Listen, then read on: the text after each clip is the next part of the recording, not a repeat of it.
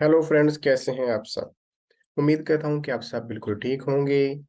हमारी सीरीज चल रही थी जर्नल एंट्रीज के क्वेश्चंस की। हम 6 क्वेश्चंस को सॉल्व कर चुके और आज का हमारा टारगेट है क्वेश्चन नंबर 7 को सॉल्व करना।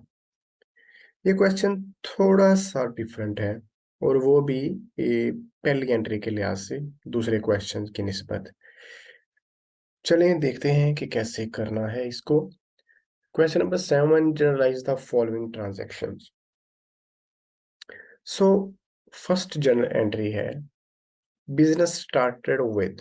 बिजनेस स्टार्ट किया है 4 चीजों के साथ, विद 4 थिंग्स।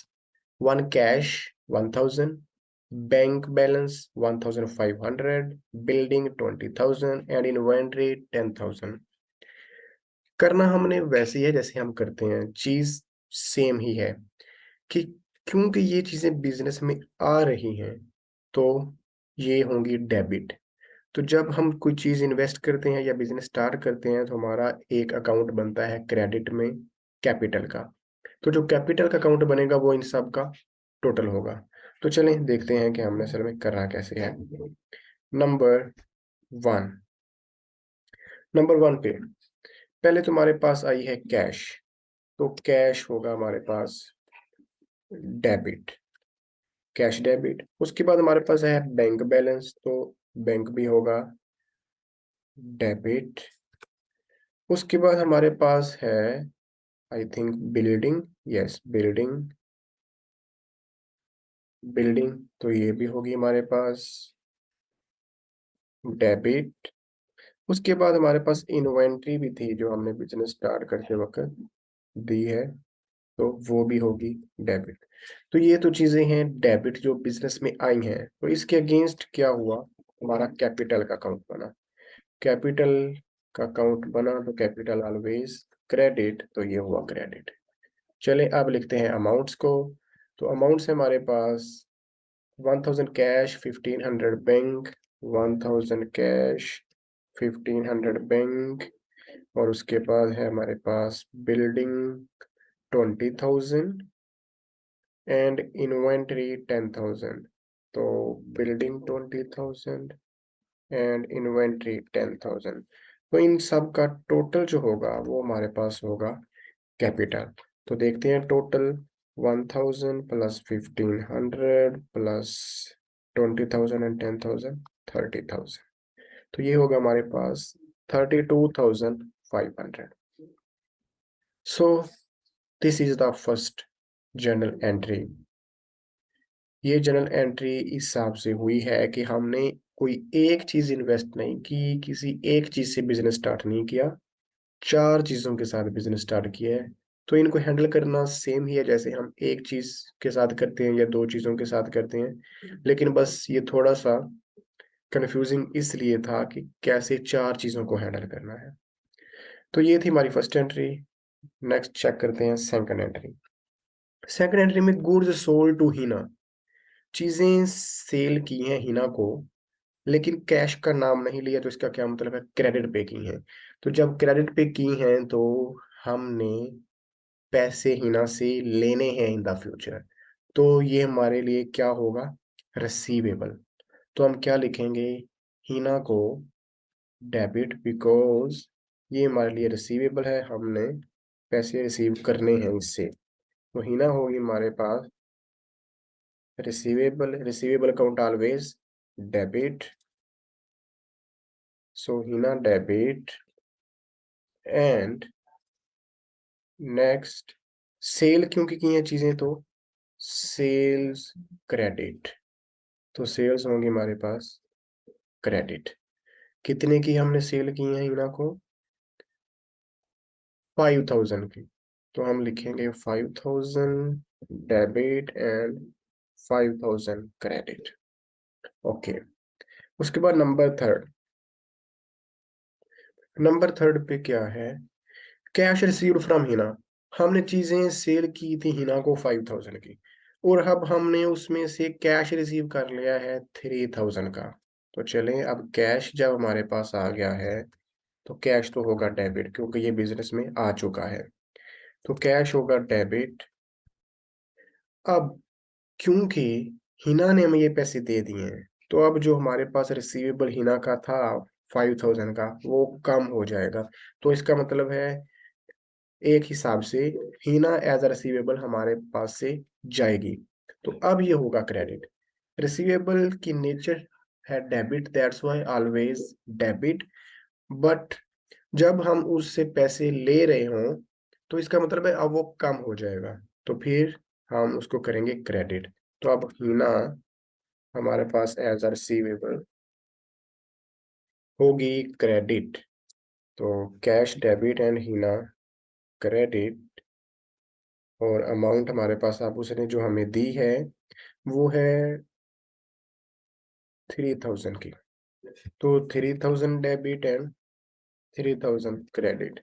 अब उसके पास अभी रिमेनिंग जो हमने लेने हैं वो 2000 लेने हैं। तो देखते हैं आगे क्या हुआ। आगे हुआ चेक रिसीव्ड फ्रॉम हिना। हमने हिना से अब चेक भी ले लिया है। जो बाकी 2000 रहता था उसका हमने उससे चेक ले लिया है। ये 2000 चेक रिसीव्ड फ्रॉम हिना। तो अब अमाउंट पूरी होगी जो हमने उससे लेनी थी। तो अब चेक को हम एज अ बैंक लेते हैं। तो अब हमारे पास क्या होगा, बैंक बैलेंस बढ़ेगा। तो बैंक डेबिट एंड हीना अब फिर कम हो जाएगा उसका एज अ रिसीवेबल। तो रिसीवेबल क्रेडिट अगेन। तो अमाउंट हमारे पास अब है 2000 की और 2000। ये 5000 हमने उससे लेने थे और हमने ले लिए।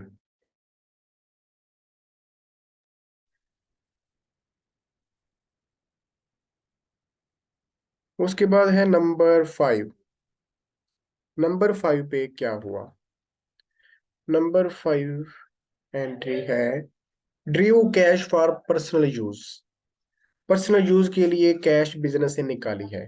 तो कैश तो बिजनेस से जाएगी, तो कैश तो होगी क्रेडिट। तो जब हम पर्सनल यूज के लिए ड्रीव करते हैं कैश को या गुड्स को, तो हमारे पास एक अकाउंट बनता है ड्राइंग्स का।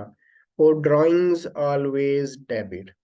तो ड्राइंग्स हमारे पास क्या होंगी, ड्राइंग्स डेबिट। और कैश क्योंकि बिजनेस से जा रही है तो कैश क्रेडिट। तो ये हमारे पास होगा क्रेडिट। कितने की हमने कैश विदड्रॉ की है, 3000 की। तो हम लिखेंगे 3000 debit side and 3000 on the credit side. Okay. So ये तो सिंपल सी जर्नल एंट्री थी। उसके बाद देखते हैं नंबर 6 को। Number 6 cash sales. सेल्स की हैं कैश पे। तो इसका मतलब है जब हम सेल करते हैं कोई चीज तो कैश तो आती है हमारे पास, क्योंकि कैश पे की है तो कैश डेबिट।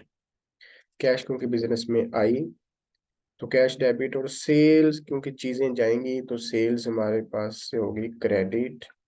तो हमने कर दिया इसको क्रेडिट। अमाउंट हमारे पास है 20,000 की डेबिट और 20,000 की credit. Okay. Next number 7। Number 7 पे है पेड जनरल एक्सपेंसेस। जब जनरल एक्सपेंसेस पे कर दिए हैं, पेड का मतलब है पे कर दिए हैं, तो इसका मतलब है हमने कैश दे दी है एक्सपेंसेस के हिसाब से। तो अब हमारे पास एक कैश जो है वो जाएगी, क्योंकि हम एक्सपेंसेस पे कर रहे हैं। तो किसके अगेंस्ट कर रहे हैं, एक्सपेंसेस। और नेम है जनरल एक्सपेंसेस, तो जनरल एक्सपेंसेस का अकाउंट बनेगा और कैश का बनेगा। और एक्सपेंसेस और ऑलवेज डेबिट। जैसे कि मैंने बताया था expenses are always debit and income is always credit. तो अब हम क्या करेंगे, एक्सपेंसेस को करेंगे डेबिट।